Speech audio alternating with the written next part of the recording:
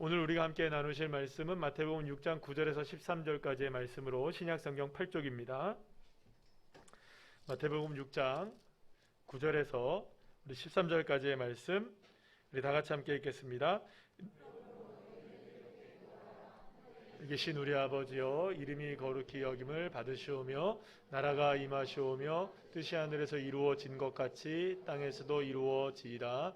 오늘 우리에게 일용할 양식을 주시옵고 우리가 우리에게 죄 지은 자를 사하여 준 것 같이 우리 죄를 사하여 주시옵고 우리를 시험에 들게 하지 마시옵고 다만 악에서 구하시옵소서. 나라와 건세와 영광이 아버지께 영원히 있사옵나이다. 아멘. 할렐루야. 오늘은 마태복음 6장 9절에 13절까지의 말씀으로 주기도문, 저희들이 오늘 이 시간 네 번째 시간입니다. 그 문구로 보면 세 번째 문구를 저희들이 함께 오늘 살펴보게 되었는데요. 오늘은 어떤 내용이냐? 따라합시다. 하나님 나라. 하나님 나라에 대한 내용을 함께 나누는 시간입니다. 예수님은 우리에게 기도를 가르쳐 주시면서 우리의 기도가 이 땅의 수준이 아니라 하나님 나라의 수준이 되어야 한다는 것을 우리에게 말씀해 주시죠. 특히 오늘 이제 우리가 함께 나눌 본문에 보면 따라합시다. 나라가 임하시오며. 나라가 임한다는 거죠. 그렇다면 도대체 이 나라가 임한다는 것은 어떤 의미일까? 이 세상에 살면서 정말로 무병장수하다가 죽어서 천국 가는, 천당 가는 그런 기도를 하라는 말인가? 물론 죽어서 우리가 갈 수 있는 것도 천국, 천당일 수 있겠지만, 그러나 여기서 말하는 나라라는 말은요, 그런 나라가 아닙니다. 죽어서 가는 나라, 그런 나라를 얘기하는 것이 아니라 여기서 말하는 나라는 원래 어떤 나라냐? 따라합시다. 그의 나라. 그래서 영어로 보면 Thy Kingdom이라고 나와 있어요.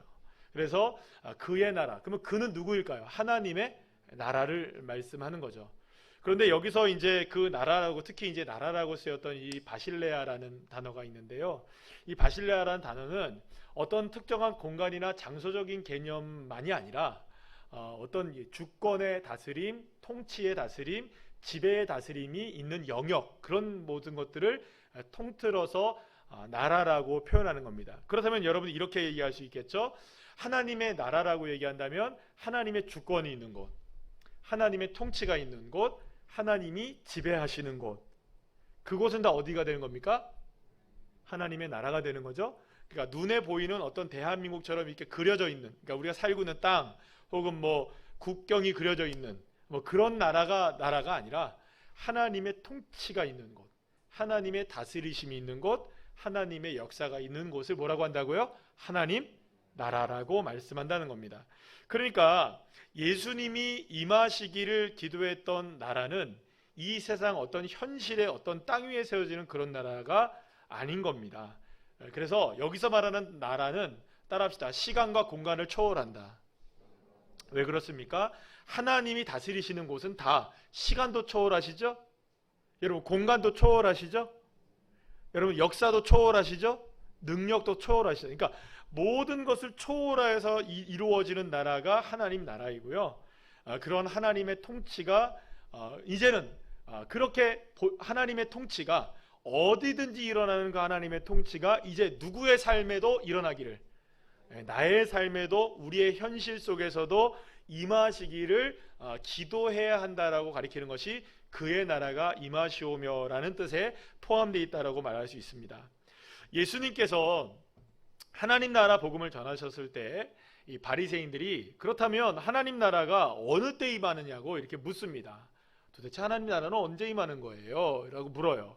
이 질문은 메시아가 오실 때 로마의 통치를 끝내고 다윗의 왕국이 어떻게 다시금 이 땅 가운데, 그러니까 이스라엘이라는 나라 가운데 언제 그렇게 진짜로 정치의 변화가 일어나게 될 것이냐, 이거를 질문했던 질문이었어요. 그때 예수님께서 뭐라고 대답하시느냐? 누가복음 17장 20절 21절 말씀 다 같이 한번 읽어볼까요? 시작.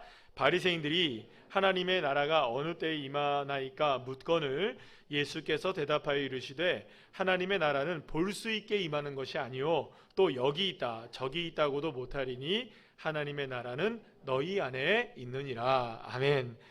사람들은 보이는 나라, 실존의 나라, 현실 세계에서 경험하는 그런 나라를 말해요. 예수님은 그런데 그런 나라가 아니라 우리의 마음 속에 우리 안에 이루어지는 하나님의 통치가 일어나게 될 것이다. 하나님의 다스림이 우리의 삶 속에 일어나게 될 것이다. 하나님의 지배의 역사가 우리 가운데 일어나게 될 것이다. 그리고 그곳이 무엇이 된다? 하나님의 나라가 된다. 그러니까 하나님의 나라라고 얘기했을 때에 예수님은 통치의 개념으로 보신 거예요. 따라합시다. 통치, 주권, 이런 단어와 연결이 되어 있는 거예요. 그런데 예수님은 우리에게 어디에서 이루어진다고요? 우리의 마음에서 이루어진다. 여기 있다 저기 있다가 아니라 너희 마음에 있다라고 말을 해요. 그러면 여러분 마음을 한번 생각해 보시죠. 따라합시다. 마음. 여러분 마음이라는 건 우리에게 있습니까 없습니까? 없으세요? 난 마음도 없어. 마음 없으세요? 네. 마음 근데 보셔요? 보셔요? 마음을 볼 수 있는 분 계세요? 여러분 마음을 만질 수 있습니까? 그러나 마음은 있습니까 없습니까? 예, 있죠. 여러분 그렇다고 여러분의 마음은 죄송합니다. 마음 여러분 좁으십니까 넓으십니까? 할렐루야. 우리 현주사님은 아주 마음이 넓으십니다. 가족들은 웃고 있죠? 마음이 넓으신 분이세요. 혹시 마음이 아주 밴댕 그런 분도 계실지도 몰라요. 그죠? 아주 오대양처럼 넓은 태평양처럼 넓은 분도 계실 테고. 근데 여러분 마음이 좁고 크다고 말한다 할지라도 진짜로 그게 우리의 마음이 좁고 크다는 것은 우리의 마음속에서 이루어지는 거지 어떤 실제적인 영역을 얘기하는 게 아니잖아요. 우리의 마음이 가 있는 곳, 우리의 마음이 머무는 곳이면 그곳에 다 우리의 마음이 있는 것이잖아요. 그래서 우리의 마음이 있는 곳이라는 건 뭐냐면 우리의 삶이 지배하는 것, 통치의 영역을 우리의 마음이라고 볼 수 있는 거예요. 그러니까 나는 여기에 있지만 비록 우리가 어떤 마음을 품고 있다면 그 사람은 전 세계 어디든 전 우주 어디든 갈 수 있는 사람이 되는 것이겠죠. 그래서 여러분 예수님이 하나님의 나라는 마음에 있다라고 말씀하신 것은 하나님 나라의 통치와 주권의 영역은 우리가 생각하는 그곳에 있다라고 얘기하신 것과 같은 말이에요. 자, 그런데 하나님이 이렇게 하나님의 통치와 주권적 영역을 말씀하시면서 그 하나님의 나라가 임하시길 기도해야 한다. 따라합시다. 임하시길 기대합니다. 이렇게 해야 된다는 거예요. 임하기를 기도해야 한다는 거예요. 여기서 임하다는 말은 엘코마이라는 단어를 쓰는데요. 이것은 임하는 일방적인 한 방향으로 일방통행을 얘기하는 것이 아니라 오다 가다를 이야기하는 거예요. 그러니까 이걸 따라합시다. 우리가 보통 이거를 우리가 사도신경에서도 이야기하는데 두 글자로 뭐라고 해요? 그죠? 교통이라고 얘기하죠. 그러니까 커뮤니케이션이 이루어지는 거예요. 서로 쌍방향에 이렇게 교통이 이루어지는 것을 임하다라고 표현을 하고 있는 거예요. 단순하게 한쪽에서만 오고 한쪽은 막혀 있는 것이 아니라 양방향의 소통. 여러분 요즘에 MZ세대들이 가장 중요하게 여기는 게 뭔지 아시죠? 이 소통이에요. 소통. 그래가지고 여러분 요즘에 그 대기업의 총수들과 이런 CEO들이 MZ세대의 이 소통법을 알기 위해서 얼마나 노력을 하는지 모르는데요. 그리고 제가 어제 신문을 보니까 어떤 이야기까지 나오냐면 MZ세대를 소통하기 위한 소통법을 공부를 하신대요. 그분들은. 그래갖고 최태원 SK 회장 같은 경우는 요번에 5분짜리인가요? 라떼 이거에 대해서 알잘 딱깔센 어렵다 그죠? 그렇게 해가지고 그걸 올린 거예요. 근데 그게 SK그룹 안에 폭발적인 반응을 얻은 거예요. MZ세대들이. 요즘에는 여러분들 또 아시죠? 이재용 부회장 같은 분은 막 가가지고 막 사진 막 찍고 막 소통을 하는 거예요. 왜 그러냐 봤더니 자기가 같이 일을 해야 되는 세대들이 벌써 절반이 MZ세대래요. 그리고 자신들이 제품을 팔아서 그것을 쓰는 사람들이 대부분이 이미 또 MZ세대가 됐다는 거예요. 그러니까 MZ세대들을 여러분들 이해를 못하면 여러분들 끝장입니다. 그래서 저도 좀 걱정스러워요. 저도 이제 라떼는 말이야 이런 사람이 됐거든요 벌써. 나도 모르는 사이에. 그래서 저희는 지난주 토요일 날에 우리 누가 찾아와서, 예전에 우리 청년 하나 제자가 찾아왔어요. 저녁 낮에. 그래갖고 저한테 뭐라 하냐, 목사님 너무 그렇게 일 많이 하지 마세요. 물론 지금 하시는 일을 우리 청년 때에 대비하면 아무것도 아니지만 그렇게 하지 마세요. 힘들어요. 그래서 힘드세요? 라떼는 말이야. 이러면 이제 안 되는 거죠. 예. 여러분들, 그러니까 이 소통이 굉장히 중요하잖아요. 근데 이 임하다는 뜻이 뭐가 있냐?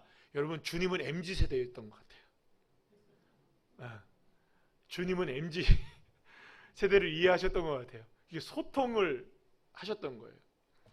하나님의 나라가 임한다는 것은 1차적으로 하나님의 주권과 하나님의 통치와 하나님의 다스리신다는 것을 의미하는 것이기 동시에, 그러한 임한 하나님의 나라가 내가 그 주권과 통치 안에서 사는 것을 인정할 뿐만 아니라 그것을 동시에 하나님이 내 안에 계십니다라고 인정하며 살아가는 거죠. 그러니까 주님이 임하시고, 하나님 그렇습니다, 나는 주님의 나라가 내 안에 임하여 있습니다라고 어떻게 고백하는 거죠, 주님께. 그러니까 주님은 임하시고 나는 고백하고. 따라합시다. 주님은 임하시고 나는 고백하고. 이게 소통이 일어나야 된다는 거죠. 그래서 왜 예수님은 이 땅에 살아가고 있는 우리가 하나님의 통치와 주권을 우리의 삶에서 인정하고 또 그러한 하나님의 다스림을 기대하며 살아가야 한다고 가르쳤던 것일까요? 그것은 이 세상은 여전히 흑암의 권세 아래 놓여 있고 우리가 그 권세 아래 살고 있기 때문이라고 말할 수가 있습니다. 그래서 예수님은 나라가 임하시오며라고 기도하라고 했을 때, 그거는 언제 임해야 되느냐, 뭐 내일 모레 임하셔야 돼요, 뭐 이런 얘기가 아니고, 한 1년 후에 임하셔야 돼요, 이런 얘기가 아니라, 따라합시다. 지금 여기에, 지금 여기를 얘기하는 거예요. 바로 내가 살아가고 있는 삶의 현장, 우리가 어떤 상황에 던져져 있든 어떤 형편에 우리가 놓여져 있든 그 상황 속에서 사탄의 흑암의 권세를 물리칠 수 있고 우리가 온전하게 하나님의 주권과 통치를 경험할 수 있는 그 시간이 어디여야 한다? 지금 여기 이 시간에 하나님이 임하시기를 소망합니다. 그리고 내가 그것을 고백하는 자가 되기를 원합니다. 이것이 하나님 나라가 임하여 달라고 기도하는 기도에 포함되어 있다는 거예요. 예수님은 우리에게 하늘의 아버지, 곧 하나님을 나의 아빠 아버지가 되기를 원하셨어요. 그것이 바로 예수님께서 나의 죄를 짊어지시고 십자가에서 죽으신 이유가 될 수 있는 것입니다. 자, 그렇기 때문에 우리는 마귀가 판을 치고 흑암의 권세가 사로잡혀 있는 이 세상 속에서 살아가면서도 그 모든 힘과 권세를 한 번에 잠재우시고 사탄의 머리를 깨트리시는 예수 그리스도의 십자가의 보혈의 능력으로 얼마든지 우리가 하나님이 내게 임하셨습니다, 아멘, 이런 고백을 할 때마다 넉넉하게 이기고도 남는 하나님의 역사를 허락해 주시는 겁니다. 자, 오늘 아침에 우리가 함께 말씀 나눴죠. 우리가 승리하기 위해서는 무엇이 필요하다? 집중이 필요하다. 따라합시다. 승리를 위하여 집중이 필요하다. 누구에 대한 집중? 그렇죠. 하나님에 대한 집중이 필요한 거예요. 그럼 하나님에 대한 집중은 언제 있어야 됩니까? 내가 처한 그곳에, 어느 상황에 처해 있다 할지라도 하나님이 임하시면 내가 그것을 고백하기를 원합니다. 주님 나에게 계십니다. 그러니 나는 주님께 집중합니다. 이렇게 주님 앞에 고백하며 나갈 때 삶에 얼마든지 하나님의 나라가 이루어지는 놀라운 역사가 임한다는 겁니다. 자, 그러면 다시 한번 생각해 보시죠. 하나님의 나라가 임한다는 것은 하나님의 통치가 이루어지는 거죠? 그렇죠? 그러면 우리 마음속에 늘 하나님을 환영해도 되는 것이겠죠? 왜냐하면 누구의 통치가 일어나니까. 내가 주님을 인정하면 인정할수록, 하나님을 고백하면 고백할수록 내 안에 무엇이 이루어집니까? 하나님의 나라가 이루어지고 하나님의 통치가 이루어지고 하나님의 다스리심이 이루어지고 하나님의 역사가 이루어지고, 아멘도 좀 하시고 하나님의 영광이 드러나게 하시고. 믿으십니까? 그래서 여러분, 고린도전서 4장 20절 말씀 한번 읽어볼까요? 시작. 하나님의 나라는 말에 있지 아니하고 오직 능력에 있음이라. 아멘. 사랑하는 여러분, 비록 우리는 연약해요. 우리가 나가서 싸워서 이기고 할 수 있는 문제가 아닐 수 있어요. 그런데 하나님의 나라의 능력만 임하시면 되잖아요. 왜냐하면 내 능력은 약하지만 누구의 능력은 강하시니까 하나님의 능력과 하나님의 통치는 강하신 줄 믿으시길 아래요. 믿으십시오. 이건 주님의 능력이시잖아요. 정말 주님의 능력을 믿으셔야 해요. 나는 약하지만 주님의 능력은 강하시잖아요. 그러니까 그 주님의 능력을 끌어 쓰십시다. 우리가 고백하면 되는 거잖아요. 그래서 사도 바울이 뭐라고 고백하냐 하면 고린도후서 12장 9절 말씀에서 이렇게 고백합니다. 시작. 나에게 이르시기를 내 은혜가 내게 족하도다. 이는 내 능력이 약한 데서 온전하여 짐이라 하신지라.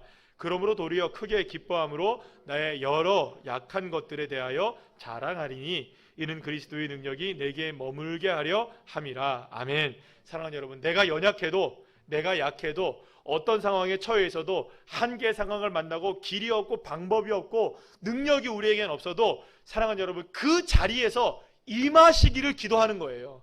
하나님 나라 내게 임하시옵소서. 그럴 때 주님 그 고백 들으시고 한순간에 우리의 삶은 주님의 통치로 바뀌어지는 거예요. 주님의 역사가 일어나는 거예요. 어떠한 상황과 형편에 놓여 있든지 그 상황을 통치하시는 분이 누구로 바뀌어지는 겁니까? 하나님으로 바뀌어지는 거예요. 여러분, 보통 우리가 아빠 찬스라는 게 있잖아요. 아빠 찬스 있습니까? 없습니까? 저희 딸내미는 아빠 찬스를 다이소에서는 써요. 꼭 다이소만 가면 제 카드를 써요. 그러면서 뭐라 그러냐면 그건 아빠 찬스야. 근데 저 딸만 그런 게 아니라 모든 집들의 딸들이 다 그러더만요. 다이소는 아빠 카드, 백화점은 엄마 카드. 엄마 찬스, 아빠 찬스가 있어요. 내 능력은 거기에 미치지 못해도 아빠 찬스를 쓰면 할 수 있는 일이 있는 거예요. 그럴 때 쓰는 게 찬스 있잖아요. 우리에게도 찬스가 있어요. 아빠 찬스가 있어요. 하나님 아빠, 아버지 하나님, 그분이 우리의 찬스가 되는 거예요. 어떻게 하면 될까요? 어떤 상황에 놓여 있다 할지라도 나라가 임하십시오. 하나님 나라 내 삶에 임하시기를 원합니다. 하나님 나라 내 삶을 통치해 주십시오. 하나님 통치하여 주십시오. 기도 한마디면 아빠 찬스가 확 드러나서 우리의 인생을 바꾸는 터닝 포인트가 되는 거예요. 왜냐하면 나의 삶의 수준은 비록 우리는 땅에 살아가지만 우리가 하나님 나라가 임하는 기도를 하는 순간에 우리의 수준은 어느 수준으로 바뀝니까? 수준 높은 하나님 나라 수준으로 바뀌는 거예요. 믿으십니까? 땅의 수준이 아닌 하나님 나라의 수준으로 살아갈 수 있는 기도가 뭐냐? 시작. 나라가 임하시오며. 시작. 나라가 임하시오며. 할 만한 가치가 있죠? 그러니까 주님이 가르쳐 주신 게 얼마나 놀랍습니까? 우리가 나라가 임하십시오라고 기도할 때마다 하나님의 통치가 내 삶에 이루어지는 것이니까. 그래서 여러분들 이번 한 주 동안에 어떤 상황을 만난다 할지라도 주님께 집중하시고 주님께 올인 하시고 나라가 임하기를 기도하실 때 하나님의 주권적인 통치하심의 역사를 통해 승리하시는 우리 주의 자녀들 한 분 한 분들 다 되시기를 간절히 축복합니다.